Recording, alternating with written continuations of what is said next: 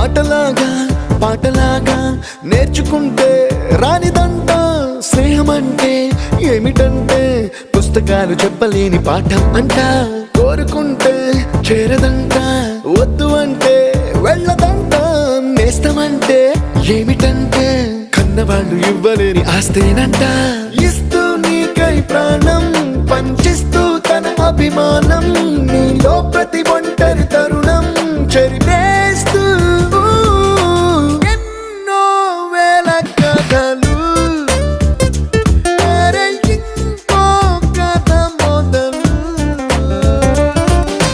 छोटी छोटी छोटी छोटी छोटी छोटी बातें छोटी छोटी बातें बातें मीठी मीठी मीठी मीठी मीठी मीठी यादें मीठी मीठी यादें यादें